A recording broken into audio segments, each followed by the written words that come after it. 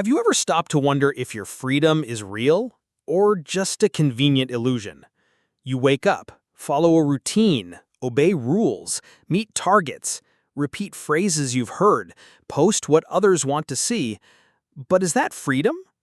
Jean-Jacques Rousseau, one of the most controversial thinkers of the 18th century, said, "Man is born free, and everywhere he is in chains." In this video, we're going to dive into the ideas of Rousseau, a philosopher who challenged kings, churches, and civilization itself, and understand why, even living centuries ago, he might have described you better than you describe yourself. Who was Rousseau anyway? Rousseau was born in 1712 in Geneva, in a Europe marked by brutal inequalities, absolute monarchs, and dominant churches. Orphaned by his mother, abandoned by his father, he lived as a wanderer, copyist, philosopher, and even composer.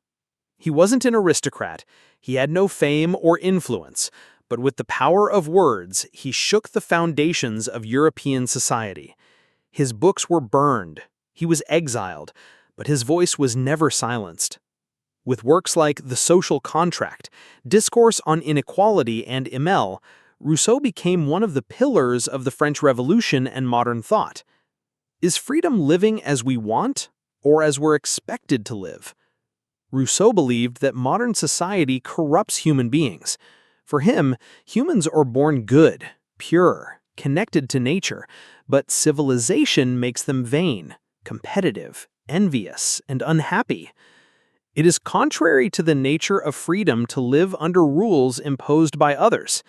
How many times have you done something just to please, not to disappoint, to be accepted? Rousseau calls this moral alienation, when you abdicate yourself to belong to a system that doesn't represent you. Today, we are free to buy, post, vote, but are we free to be who we truly are? Rousseau denounced the hypocrisy of inequality. He said that society invented a lie, that the differences between rich and poor, wise and ignorant, strong and weak, were natural. But this is not true. They are human creations to maintain control. The first person who, having enclosed a plot of land, took it into his head to say, "This is mine," and found people simple enough to believe him, was the true founder of civil society. And today, we live surrounded by invisible fences, status, likes, diplomas, positions, clothes, appearance. We don't want to live, we want to seem to live better than others. Education for freedom, not for conformity. In his book, Emile, Rousseau talks about education as an instrument of freedom.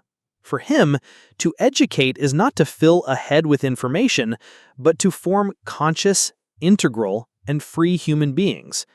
He believed that children should learn from nature, from time, from experience, and not from punishments, rote learning, or coercion. Today, what does school teach? To compete? To obey? To repeat? The man who has lived most is not he who has counted most years, but he who has most felt life. Are we teaching our children to live or just to survive? True faith and the chains of religion. Rousseau believed in God, but he criticized religions that preached fear, punishment, and blind submission. He said that true religion is one that liberates, transforms, and unites. In his Profession of Faith of the Savoyard Vicar, he defends a simple, rational faith, connected with conscience and love for one's neighbor.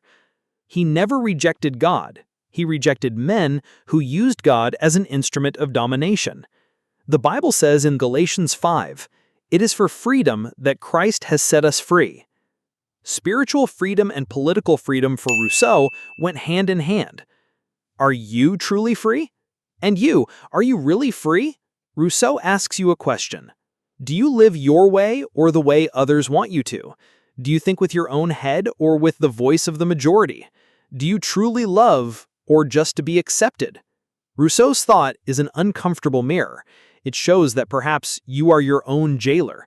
But it is also an invitation. Rebuild your life based on what is true, just, and human. If this video made you think, leave your comment. Do you believe we live in freedom? And of course, subscribe to the channel for more reflections that unite philosophy, faith, and inner transformation.